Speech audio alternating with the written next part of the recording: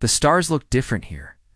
Captain Jake Morrison stood on the bridge of the EU's Ranger, watching the main screen as his ship came out of hyperspace. 3 years of deep space travel had brought them to the edge of known space, far from Earth and far from any human colony. "Hyperspace jump complete, Captain," said pilot Sarah Kim from her station. She was young, maybe 25, with black hair tied back in a neat ponytail. "We're in the Kepler 442 system, just like planned." Jake nodded and walked closer to the screen. The system had 7 planets, 3 of them in what scientists called the Goldilocks zone. Perfect for life. That's why they were here. Earth needed new places for people to live, and it was Jake's job to find them. "Lisa, how are our systems?" Jake asked. Chief Engineer Lisa Carter looked up from her console. She was a tall woman with red hair and grease stains on her blue uniform. "Everything's running smooth, Captain. Hyperdrive needs a few hours to cool down, but we're good to go." "Danny, start scanning the system. Let's see what we found." Communications Officer Danny Walsh was already working at his station. Was the youngest member of the crew, barely 22, but he was good with the equipment. His fingers moved fast over the controls. "Captain," Danny said, his voice suddenly worried, "I'm picking up something big. Really big." Jake walked over to Danny's station. "What kind of big?" "Energy signatures. Lots of them, and they're moving toward us." The main screen changed to show space around their ship. At first, Jake saw only stars. Then the computer highlighted several objects moving through space. They were huge, much bigger than the Ranger. "Ships," Lisa said, looking at her own readings. "At least 20 of them, maybe more." Jake felt his stomach tighten. First contact with alien life was always dangerous. Earth had protocols for this kind of situation, but those protocols were written by people who had never actually met aliens. "How long until they reach us?" Jake asked. 10 minutes, Sarah said. "Captain, should we run?" Jake thought about it. The Ranger was fast, but these alien ships might be faster. Running might make them look guilty of something. "No, we stay." "Danny, can you open a communication channel?" "I can try, Captain. Our technology is different from ours, but I think I can make it work." The minutes passed slowly. Jake watched. The alien ships get closer on the screen. They were beautiful in a strange way. The ships looked like someone had taken a normal spaceship and covered it with gold and silver decorations. They had long curved lines and what looked like flags hanging from them. "Channel open, Captain," Danny said. A voice came through the speakers. It was deep and proud, speaking in a language Jake had never heard. Then the ship's computer translated it into English. "Unknown vessel. I am Admiral Kethfer of the 3rd Fleet of the mighty Zeridian Empire. You have entered Imperial space without permission. Prepare to be boarded." Jake looked around at his crew. Lisa rolled her eyes. Sarah tried not to smile. Danny just shook his head. "Admiral Kethfer," Jake said, speaking into the communication system. "This is Captain Jake Morrison of the Earthship Ranger. We're explorers from the planet Earth. We didn't know this was your space? We're just here to study the planets in this system?" "Silence," the alien voice shouted. "You will not speak unless given permission. The Zeridian Empire has ruled this part of the galaxy for 300 years. All ships must bow before our mighty fleet and ask for mercy." Jake looked at his crew again. Lisa was trying not to laugh. Sarah had her hand over her mouth. Danny was grinning. "I'm sorry," Jake said. "Did you say Zeridian? That sounds like a brand of toilet cleaner." The bridge went quiet for a moment. Then Lisa started laughing. Sarah joined her. Danny tried to stay professional, but even he was smiling. "Captain," Danny said, still trying not to laugh, "I think they're serious." "Oh, they are," Jake said. "Look at those ships. They look like someone decorated them for a parade." On the screen, the alien ships had gotten closer.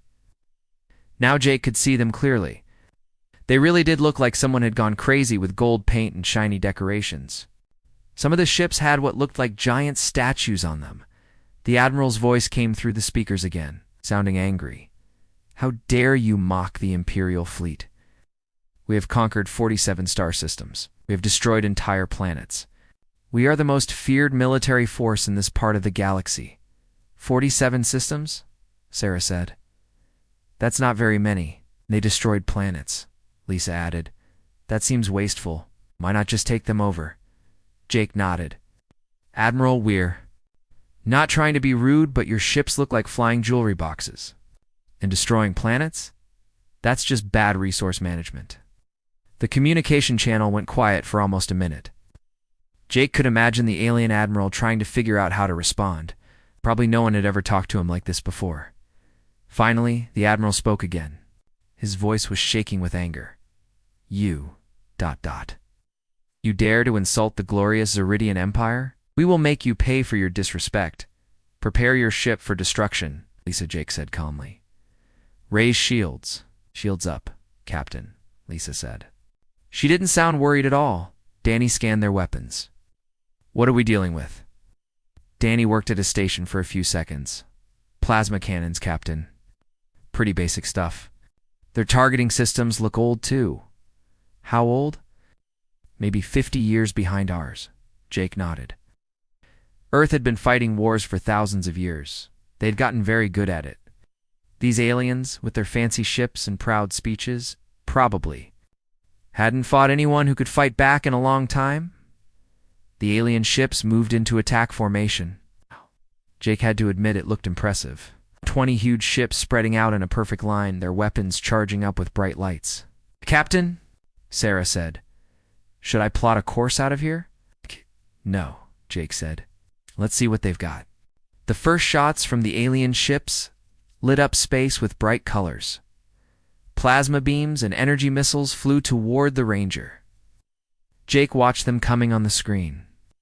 Impact in 5 seconds, Lisa said. The alien weapons hit the Ranger's shields. The ship shook slightly, like a car going over a small bump. Damage report, Jake said. No damage, Captain, Lisa said. Shields at 98%. Jake blinked. That's it. That's it, Captain. Their weapons aren't very powerful. Danny started laughing again. Captain, should I tell them they missed? No, Danny. Tell them their weapons need work, Danny. Opened the communication channel. Admiral Kethfer, this is the Ranger. We barely felt that. Are your weapons working properly? The silence from the alien ships was longer this time. Finally, the Admiral's voice came back, sounding confused and angry. Impossible. Our plasma cannons can destroy a city. Your small ship should be space dust, Jake said. Your intel might be wrong. Our shields are pretty good. Lisa, return fire. Just a warning shot. Yes, Captain. The Ranger fired a single energy beam. It was a small shot, barely using any power. The beam hit the alien flagship right in the middle of all its fancy decorations. The alien ship's lights went out. Its weapons stopped charging. It started drifting in space. Direct hit on their command systems, Lisa said. Their ship is disabled but not damaged. Jake opened the communication channel again. Admiral, you might want to work on your ship's defenses too. We barely touched you, and your whole ship shut down. There was no response from the alien fleet. Jake could see the other ships moving around their disabled flagship, probably trying to figure out what had happened. Captain, Sarah said quietly, I don't think they've ever fought anyone who could fight back before. Jake nodded. These Zeridians had probably been bullying weaker species for years. They had gotten used to being the strongest ones around. Now they had met humans, and humans didn't scare easily. Danny, Jake said, send them a message. Tell them we don't want to fight. We just want to study the planets in this system. They leave us alone. We'll leave them alone. Yes, Captain. Jake looked at his crew. They were all calm and professional, just doing their jobs. They had no idea that this moment would change the galaxy forever. Admiral Kethfer floated in the emergency command center of his flagship. The main bridge was still dark, its systems completely shut down by that single shot from the human ship. His pride burned worse than any physical wound. For 300 years, the Zeridian Empire had never been defeated. Air fleets had conquered dozens of worlds. Entire species bowed before their might. Yet these humans had disabled his command ship with what they called a warning shot. Admiral, said Commander Velthor, his second in command. Our engineers say it will take 6 hours to restore full power to the flagship. Kethfer's forearms trembled with rage. His blue skin turned darker, a sign of extreme anger among his people. 6 hours? These humans destroyed our systems in seconds, and we need 6 hours to fix them. Yes, Admiral. Their weapon was very precise. It hit exactly the right spots to shut down our ship without causing real damage. It made it worse. Humans could have destroyed his flagship completely. But they chose mercy instead. It was the greatest insult possible. Warriors should be destroyed, not pitied. What about the rest of the fleet? Kethfer asked. All ships are ready for battle, Admiral. They wait for your orders. Kethfer looked out the window at the human ship. It was so small compared to his vessels. The Ranger was maybe 300 meters long. His flagship was over 2 kilometers, yet size clearly didn't matter here. Tell all ships to prepare their strongest weapons, Kethfer said. Antimatter. Torpedoes, quantum disruptors, everything we have. This time we use full power. Velthar looked worried. Admiral, are you sure? Full power weapons might destroy them completely. The Empire prefers to capture enemies alive for questioning. These humans have insulted the Empire's honor, Kethfer said. They must be destroyed as an example to others. Send the order. Meanwhile, on the Ranger, Captain Jake Morrison was drinking coffee and reading reports from his crew. The alien ships hadn't moved much in the past hour, probably planning their next move. Captain Danny Walsh said from his communication station. The aliens are sending messages between their ships. Lots of them. I think they're planning something big. Jake walked over to look at Danny's screen. Can you understand what they're saying? Some of it. Computer is learning their language pretty fast. Sounds like they're getting ready for another attack, this time with bigger weapons. Lisa Carter looked up from her engineering station. How much bigger? Big enough to destroy a small moon, Danny said. Jake raised his eyebrows. Well, that's something. Lisa, how are our shields? Perfect, Captain. That little fight didn't even warm them up. Sarah Kim turned around in her pilot's seat. Oh, should I prepare evasive maneuvers? Not yet, Jake said. Let's see what they've got first. The alien fleet began moving into a new formation. Instead of a line, they formed a circle. Around the Ranger, Jake had to admit it looked scary. 20 massive ships, all pointing their weapons at his small vessel. Captain Danny said, They're sending us a message. Put it through. Admiral Kethfer's voice filled the bridge. He sounded different now, more formal and angry. Human ship. Ranger, you have committed crimes against the Zeridian Empire. You have shown disrespect to our glorious fleet. For these crimes, you will be destroyed. This is your final warning. Surrender now, or face complete destruction. Jake looked around. At his crew, they didn't look scared. Lisa was cleaning her fingernails. Sarah was eating a sandwich. Danny was playing a game on his personal computer. Admiral, Jake said into the communication system. We already told you we don't want to fight. We're just scientists studying planets. Why don't you just leave us alone and go do whatever it is you normally do? We are warriors, Kethfer shouted. We do not retreat from insects like you. Insects? Lisa said, looking up from her nails. That's not very nice. Should I file a complaint? Danny asked, still playing his game. Jake smiled. Admiral, calling us insects isn't going to hurt our feelings. We've been called worse things by our own politicians. There was a long pause. Then Kethro spoke again, his voice shaking with rage. All ships, open fire, full power, destroy them. Space around the Ranger lit up like a fireworks show. 20 alien ships fired their strongest weapons all at the same time. Antimatter torpedoes, plasma cannons, quantum disruptors, and energy beams all flew toward the small human ship. The weapons hit the Ranger from every direction. The ship shook slightly, enough to make Jake's coffee ripple in his cup. Damage report? Jake said calmly. Lisa checked her instruments. Shields down to 94%, Captain. Hull is fine. It's all systems working normally. Jake blinked. That's it? After all that shooting? That's it, Captain. Their weapons are pretty, but they're not very effective against our shields. Danny started laughing. Captain, should I tell them they're still missing? Go ahead. Danny opened the communication channel. Admiral Kethfer, this is the Ranger. We felt that one a little bit. Are you using your good weapons now, or are you still warming up? The silence from the alien fleet lasted almost 5 minutes. Jake could imagine the Admiral trying to figure out what had gone wrong. His best weapons had barely scratched the human ship. Finally, Kethfer's voice came back. He sounded confused and scared. How is this possible? Our weapons can destroy battleships. They can crack planet surfaces. Your tiny ship should be atoms scattered across space. Well, Jake said, maybe your weapons aren't as good as you thought. Lisa, show them what our weapons can do. Which ones, Captain? The big ones or the little ones? Let's start with the little ones. We don't want to scare them too much. Lisa worked at her station for a few seconds. Targeting computers locked on all enemy ships. Ready to fire? Fire. The Ranger fired 20 small energy beams, one at each alien ship. The beams were so precise that they hit each ship in exactly the same spot. Right where their weapon systems connected to their main power. All 20 alien ships went dark at the same time. Their weapons powered down. Their engines stopped. They began drifting in space like giant metal sculptures. Perfect shooting, Lisa, Jake said.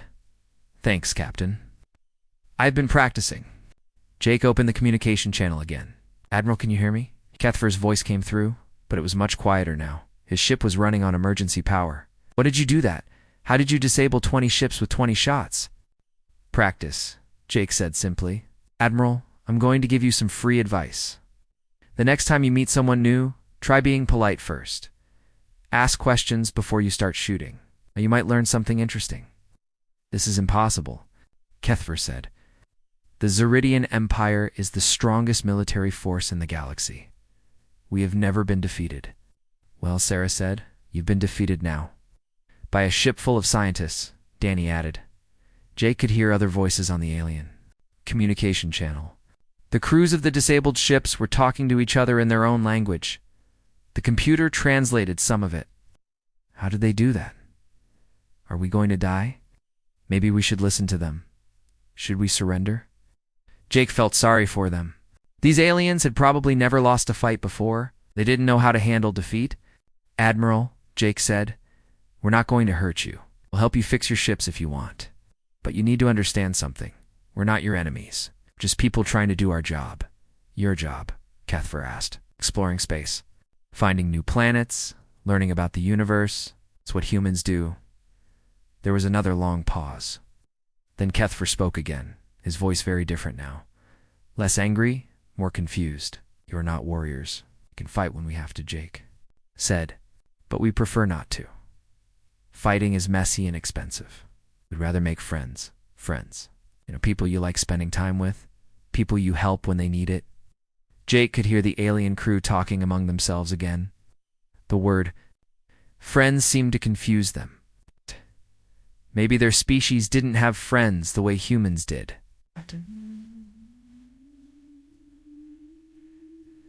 Lisa said quietly, I'm getting reports from their ships. Their crews are scared. They don't understand what happened. Jake nodded. Admiral, we're going to send some repair instructions to your ships. Your engineers should be able to get your systems working again. In a few hours. Why would you help us? Kethfer asked. We tried to destroy you, because that's what friends do, Jake said. They help each other. Danny started transmitting the repair data to the alien ships. It was basic stuff. Nothing that would give away human technology secrets, but enough to help them get moving again. Admiral, Jake said, we're going to continue our mission now. We'll be in this system for a few weeks studying the planets. You're welcome to stay and watch if you want. Maybe we can learn something from each other. Kethfer didn't answer right away.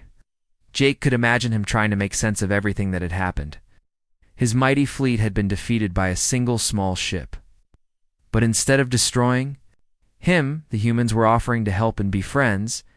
It was probably the strangest day in Zeridian military history. The news traveled fast across the galaxy. Space, news always did. Every trading ship, every messenger drone, every communication relay carried the same incredible story. Oh. The mighty Zeridian Empire had been defeated by a single human ship on the mining world of Vega Prime. A group of Korthok workers stopped their drilling machines to listen to their supervisor read the news from his datapad. The supervisor was a Zeridian officer named Captain Zekmar. His blue face was darker than usual, showing his embarrassment.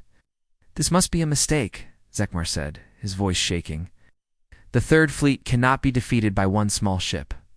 Grixdal, the lead Korthok miner, looked up from his work. Korthoks were big, strong aliens with gray skin and 4 arms. They had been enslaved by the Zeridians for 50 years. "Maybe it's not a mistake," Grixdal said. "Maybe your empire isn't as strong as you think." Zekmar's hand moved to his weapon. "Watch your tongue, slave. The Empire has ruled this galaxy for 300 years. Has it?" asked another Korthok worker. "Or has it just been bullying people who couldn't fight back?" The other miners started laughing. It was the first time they had laughed in years. For decades, they had been afraid of the Zeridians. Now suddenly, the fear was gone. "Get back to work," Zekmar ordered, but his voice had no power in it. The miners could hear the fear behind his anger. "Maybe we should call these humans," Grixdal said. "Ask them to come here and laugh at you too." The mining stopped completely as the workers joined their laughter. Zekmar looked around at the aliens he had controlled for so long. They weren't afraid anymore. The news of the Zeridian defeat had changed everything. Meanwhile, in the Kepler 442 system, Captain Jake Morrison was having lunch with his crew. They'd been studying the third planet for 2 weeks now. It was a good world, with clean water and breathable air. It's perfect for a human colony. "The soil samples look great," Lisa Carter said, eating her sandwich. "Low radiation, good minerals, no dangerous bacteria." "What about the weather?" Jake asked. "Pretty normal," Sarah Kim said. "Seasons like Earth, but the winters are shorter." Danny. Walsh looked up from his tablet. "Captain, I'm getting a lot of communication traffic. Ships are talking about us." "What kind of ships?" "All kinds. Traders, cargo ships, passenger liners. Word about our fight with the Zeridians is spreading fast." Jake nodded. He had expected this. News traveled quickly in space, especially big. News like this? What are they saying? Most of them can't believe it. Some think it's a joke. Others want to know if we're recruiting. Recruiting for what? An army to fight the Empire? Jake almost choked on his coffee. "An army? We're scientists, not soldiers." "Try telling them that," Danny said, showing Jake his tablet. "I've got 57. Requests from different species, asking for military help. 43 want us to free their worlds from Zeridian control, and 12 want to hire us as bodyguards." Lisa started laughing. "Bodyguards? What do they think we are?" "I don't know," Danny said. "But they're offering a lot of money." Jake shook his head. This was getting complicated. All they wanted to do was study some planets and go home. Now they were accidentally starting a galactic revolution. "Any word from the Zeridian fleet?"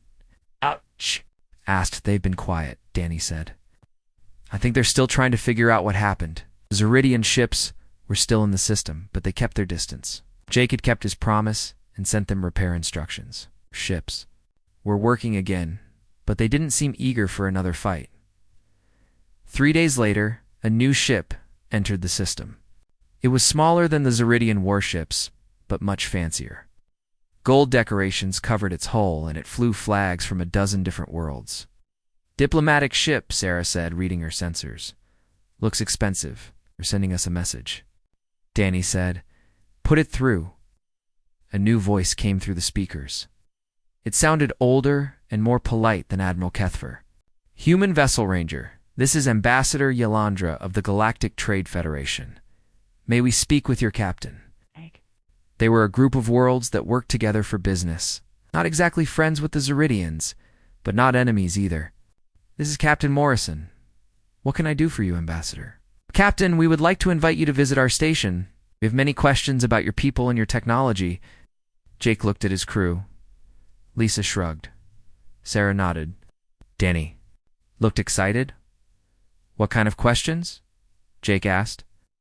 "Peaceful questions, Captain. We are traders, not warriors. We wish to understand who humans are and what they want."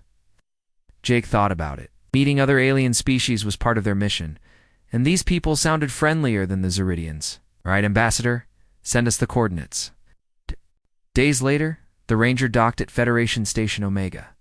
Jake had never seen anything like it. The station was huge, maybe 20 kilometers across, and shaped like a wheel. Ships from dozens of different worlds were docked there.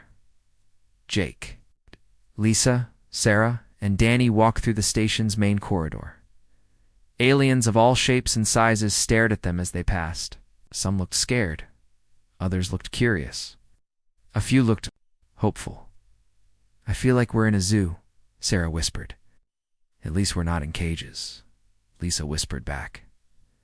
Ambassador Yolandra met them at the station's central hub. She was tall and thin, with silver skin and large black eyes. Her species was called the Altarians, and they were known for being honest in business. "Captain Morrison," she said, bowing slightly. "Welcome to Federation Station Omega. Thank you for accepting our invitation." "Thank you for having us," Jake said. "This is quite a place. We are proud of it. Representatives from 47 worlds work here together. Would you like to meet some of them?" Jake nodded, and Yolandra led them to a large meeting room. Dozens of aliens were waiting there. They represented many different species from many different worlds. Some looked like humans. Others looked like nothing Jake had ever seen. "These are the Federation Council members," Yolandra said. "They all wanted to meet the humans who defeated the Zeridian Empire." "We didn't defeat an empire," Jake said quickly. "We just had a disagreement with some ships." The room went quiet. Then an alien that looked like a giant insect started making clicking sounds. Jake realized it was laughing. "Captain, the insect alien said you disabled 20 Zeridian warships with 20 shots. If that's not defeating them, what is?" "It was just a warning," Lisa said. "We didn't want to hurt anyone." Another alien, this one covered in brown fur, spoke up. "You showed mercy to the Zeridians, even after they tried to destroy you?" "Of course," Sarah said. "Why would we want to hurt them if we didn't have to?" The aliens looked at each other in surprise. Jake could see them whispering to each other in their own languages. "Captain," Yolandra said, "most species in this galaxy believe that strength means the willingness to destroy your enemies. The Zeridians have ruled through fear for centuries, but you showed strength through mercy. This is very unusual. It's not for humans," Danny said. "We prefer making friends to making enemies." An alien that looked like a walking tree spoke in a voice like wind through leaves. "The Zeridians destroyed my homeworld's forests when we refused to give them tribute. They said it was a lesson for others. They enslaved my people," said another alien, "made us work in their mines. They took our children," said a third, "said they would make good soldiers for the Empire." Jake felt sick listening to these stories. The Zeridians weren't just proud warriors, or bullies who hurt innocent people. "Why didn't you fight back?" Lisa asked. "How could we?" The tree alien said. "Their fleets were too strong, their weapons too powerful. We had no choice but to submit." "But now," Yolandra said, "everything has changed. The galaxy has seen that the Zeridians can be defeated. It's not through greater cruelty, but through superior skill and unexpected kindness." Jake was starting to understand why so many aliens wanted to meet them. For hundreds of years, the Zeridians had been the strongest power in this part of space. Everyone else had lived in fear of them. Now, suddenly, that fear was gone. "Captain," said the furry alien, "what do your people want? Are you conquerors like the Zeridians?" "No," Jake said firmly. "We're explorers. We want to learn about the universe and find new homes for our people. We don't want to rule anyone." "Then why are you so strong?" asked the insect alien. Jake thought about how to answer that. "I guess because we've had to be. Humans have been fighting each other for thousands of years. We've learned how to build good weapons and strong defenses. But we've also learned that fighting should be the last choice, not the first one. And you offer friendship to those who try to kill you?" "Sometimes," Sarah said, "people make mistakes. The Zeridians thought we were weak because our ship was small. They were wrong, but that doesn't make them evil, just mistaken." The meeting went on for hours. The aliens asked hundreds of questions about Earth, about human technology, about human culture. Jake and his crew answered as best they could. When it was over, Yolandra walked them back to their ship. "Captain," she said, "I must warn you. Word of this meeting will spread across the galaxy. Many worlds will see you as liberators. Others will see you as a threat. We're not liberators, Jake said. We're just people doing our job. Perhaps, Yolandra said. But sometimes, Captain, just doing your job can change the entire galaxy. As the Ranger left the station, Emperor Zakthal stood in his massive throne room on the Imperial homeworld. The room was made of black stone and gold, with statues of past emperors lining the walls. For 300 years, this room had been the center of galactic power. Now it felt like a tomb. Reports kept coming in from across the Empire. 17 worlds had declared independence in the past month. Mining colonies were refusing to send their quotas. Trade ships were avoiding Imperial space. Even worse, some of his own governors were asking if they should negotiate with the rebels. "Bring me Admiral Kethfer," the Emperor commanded. His servants scattered to obey. Zakthal was old, even for a Ziridian. His blue skin was marked with the scars of 50 battles. His forearms had once held weapons that conquered worlds. Ow. They shook with age and rage. When Kethfer arrived, he looked different. The proud admiral who had commanded the Third Fleet was gone. In his place stood a broken officer who had lost the most important battle in Imperial history. "Your Majesty," Kethfer said, bowing low. "I have come as commanded." "Tell me about these humans," Zakthal said. His voice was quiet, but it carried the threat of death. Kethvar raised his head. "They are unlike any species we have encountered, Your Majesty. Their ship is small, but incredibly advanced. Their weapons are precise beyond belief, and they... What? They showed us mercy, Your Majesty. After defeating our entire fleet, they offered to help repair our ships." Zakthal's eyes blazed. "With anger? Mercy? You speak of mercy as if it were a virtue. Mercy is weakness." "I thought so too, Your Majesty. But these humans, they are not weak. They could have destroyed us easily, but they chose not to. I do not understand it, but I cannot deny their strength." The Emperor stood from his throne. He was massive, even for a Ziridian, nearly 3 meters tall. "You have failed me, Admiral. Your failure has cost the Empire its reputation. Worlds that have feared us for centuries now mock us in the streets." "Yes, Your Majesty. I accept full responsibility." "Good, because you will fix this. I am giving you command of the Grand Fleet, every warship in the Empire. You will find these humans and destroy them completely. Make their death so terrible that the galaxy will remember why they should fear us." Kethver's face went pale. The Grand Fleet had never been used all at once. It contained over 1,000 ships, including the Emperor's personal dreadnoughts. It was designed to destroy entire star systems. "Your Majesty," Kethver said carefully, "perhaps we should try to understand these humans first. Learn more about their capabilities." "No," Zakthal roared. "We understand them perfectly. They are a threat to Imperial order. Threats must be eliminated." The Emperor walked down from his throne to stand before Kethver. "You will take the Grand Fleet to wherever these humans are. You will destroy their ship and broadcast the execution across the galaxy. You will remind every world why the Ziridian Empire rules this part of space. And if I fail again, then you will die with them. And I will find someone who can succeed where you have failed." 3 weeks later, Admiral Kethver stood on the bridge of the Imperial flagship Dominator. Round him, stretched across several light years of space, was the largest fleet ever assembled. 1,043 warships. The combined might of the Ziridian Empire. "Admiral," his communications officer reported, "we have located the human ship. It is still in the Kepler 442 system, orbiting the third planet." "Any other ships with them?" "No, Admiral. Just the one vessel we encountered before." Kethver stared at the tactical display. One small ship against over 1,000 should be the easiest victory in Imperial history. So why did he feel so worried? "Send a message to all ships," he commanded. "We will surround the human vessel completely. Every ship will target it at the same time. We'll use our most powerful weapons. There'll be no escape, no mercy, no survival." The Grand Fleet moved into position around the human ship. It took 2 hours to get every vessel in place. When They were ready. The formation looked like a sphere of death surrounding one tiny target. On the Ranger.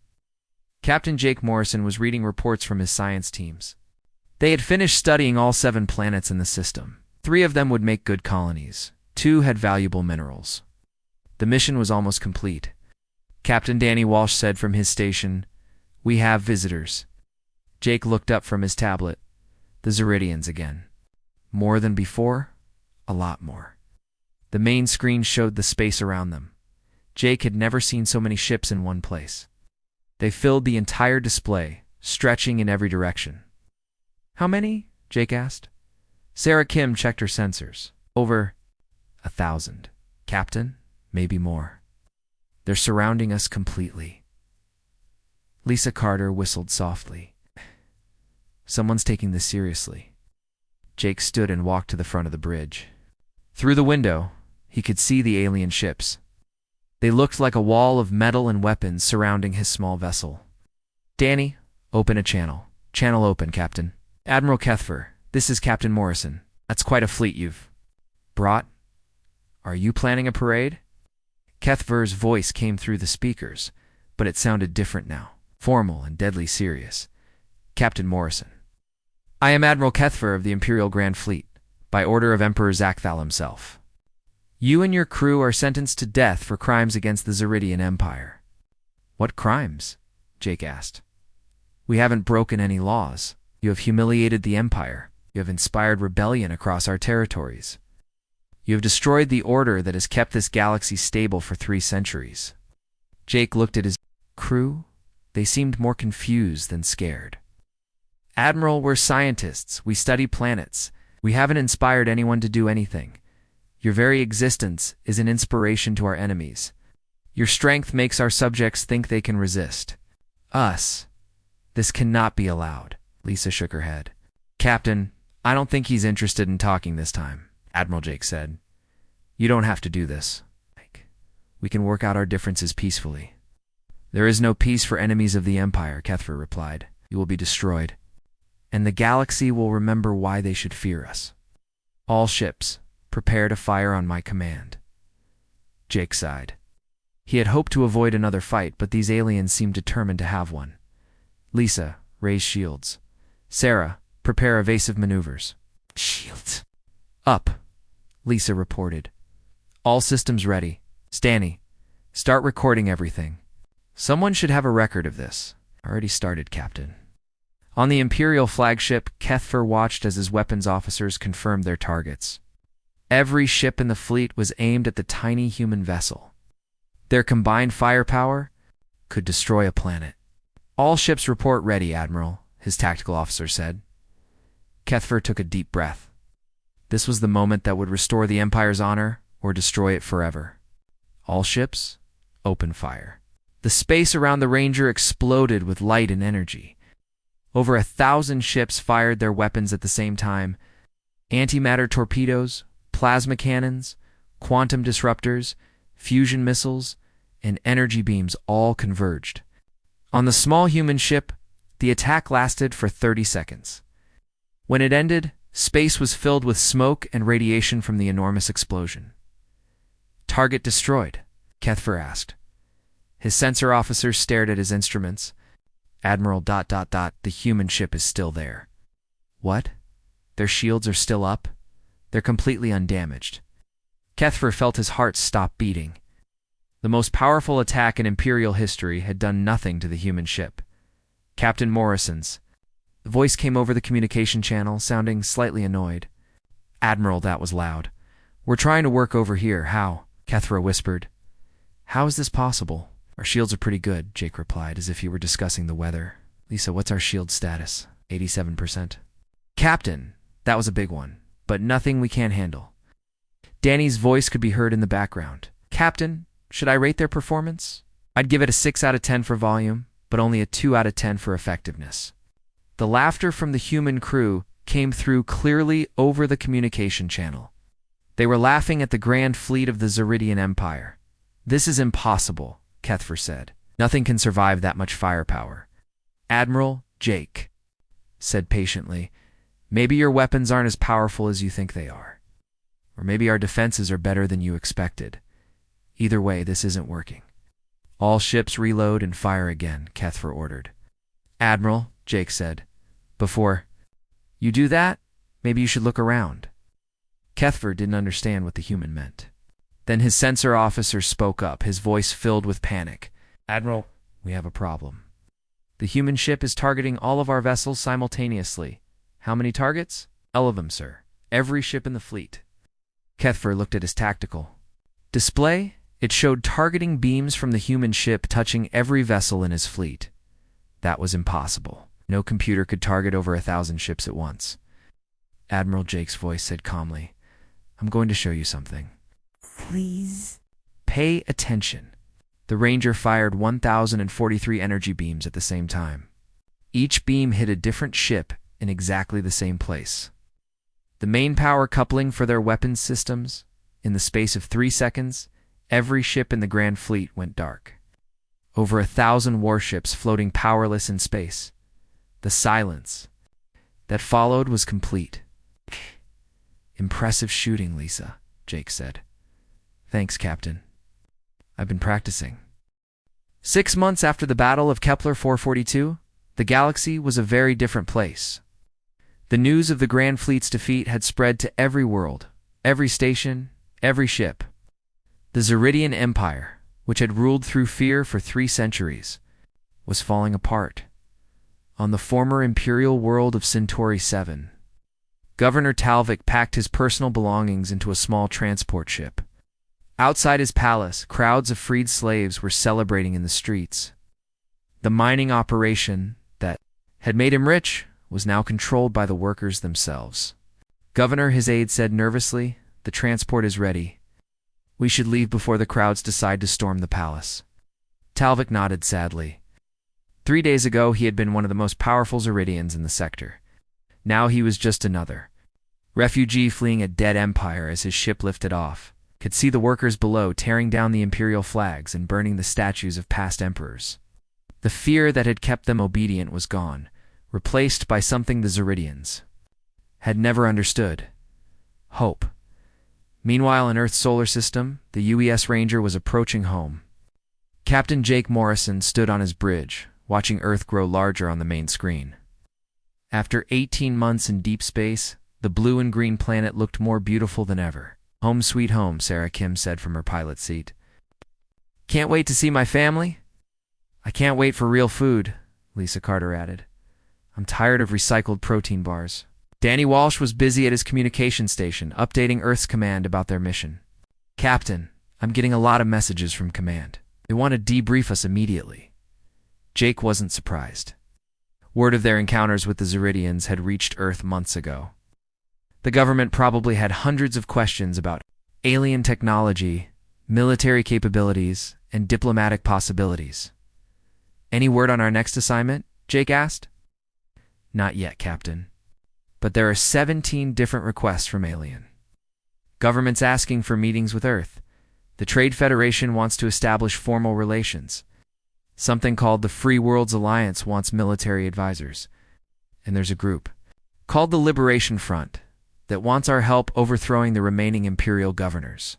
Jake shook his head. All they had done was defend themselves against some hostile aliens. Now half the galaxy wanted their help, and the other half probably wanted them dead. Set course for Earth Orbital Station, Jake ordered.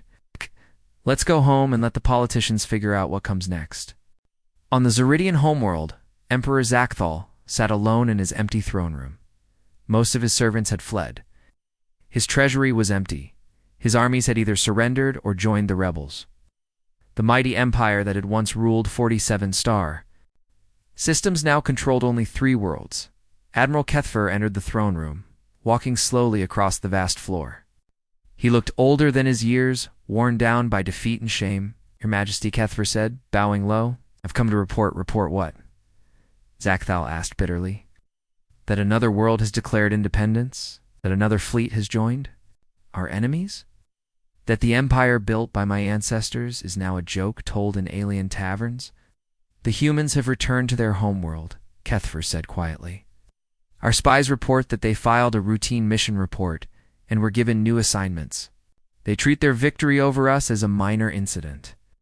Zack, though, laughed, but there was no humor in it. Of course they do. To them, we were just an obstacle to be moved aside. Not enemies to be conquered, not rivals to be respected, just an inconvenience. Cuthbert stood silently. There was nothing he could say. The humans had proven their point. Without even trying, the Zeridian Empire had been built on the fear of others. When that fear was gone, the Empire disappeared with it. Your Majesty, Cuthbert said finally, "What are your orders?" Zackthal looked around his empty throne room. The statues of his ancestors seemed to judge him from their pedestals. He was the emperor who had lost everything. "Send a message to the humans," he said. Tell them the Zeridian Empire formally surrenders. We will cause no more trouble, Your Majesty. Do it, Admiral. The war is over. We lost." 3 months later, Captain Jake Morrison was sitting in a briefing room at Earth's military command. Across from him sat General Patricia Stone, head of Earth's deep space operations. Between them on the table were reports from dozens of worlds, all asking for Earth's help or protection. "Congratulations, Captain," General Stone said. "You've accidentally started the biggest political upheaval in galactic history." Jake shifted uncomfortably in his chair. "We were just doing our job, General. Exploring new systems, looking for colony worlds." "I know. That's what makes this so interesting. You didn't set out to overthrow an empire. You just refused to be bullied by it. Now 47 worlds are free, and they all credit you with their liberation. What do they want from us?" General Stone picked up one of the reports. "The Trade Federation wants to establish regular commerce with Earth. They're offering technology exchanges, rare minerals, and access to galactic trade routes. The Free Worlds Alliance wants a mutual defense pact. They're afraid other empires might try to fill the power vacuum left by the Zeridians. And the Liberation Front. They want us to help them free worlds still controlled by other empires. Apparently there are 3 other major powers in this part of the galaxy, and they all rule through force like the Zeridians did." Jake rubbed his forehead. This was getting complicated. "What does Earth want to do?" "That's still being decided," General Stone said.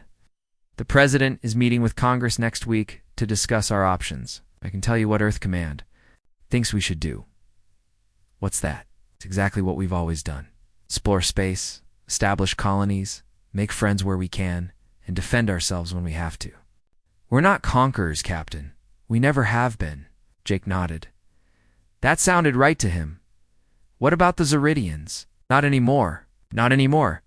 Their emperor formally surrendered 3 months ago.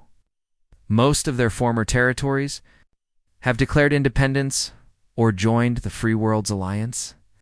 The Zeridian homeworld and 2 other planets have asked to join the alliance as well, but as junior members. They want protection from revenge attacks.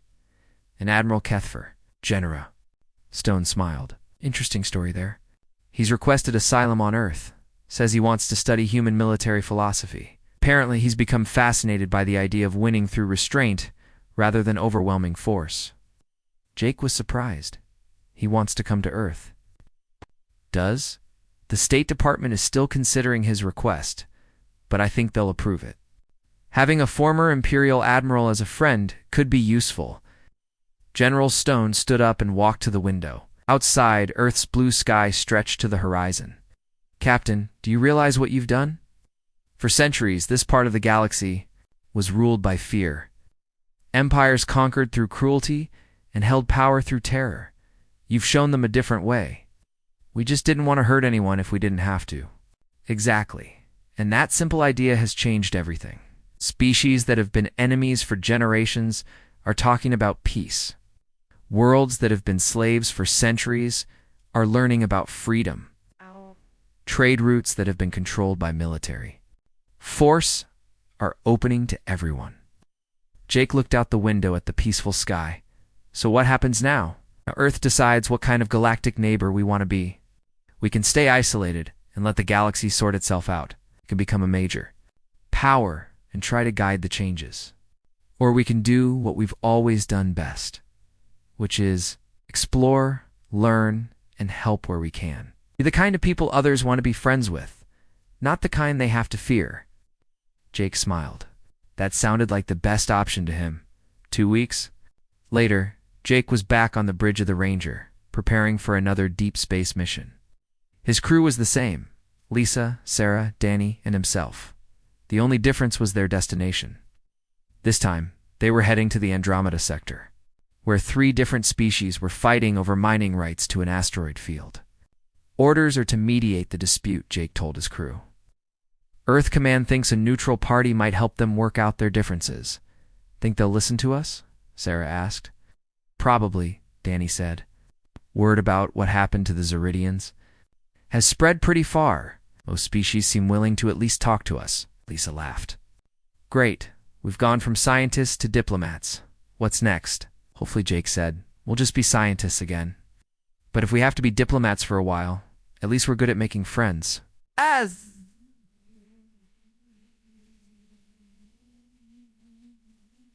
Jake thought about Admiral Kethfer's words from months ago. The Admiral had said their existence was an inspiration to the Empire's enemies. Jake had never intended to inspire anyone. He had just wanted to do his job and treat people decently. Maybe that was enough. Maybe the galaxy didn't need heroes or conquerors. Maybe it just needed people who were willing to be kind to strangers and strong enough to defend that kindness. The stars ahead looked bright with possibility. The galaxy was changing, and humans were helping to guide that change, not through conquest or fear, but through something much simpler and much more powerful. The belief that different species could live together in peace. It was going to be an interesting future.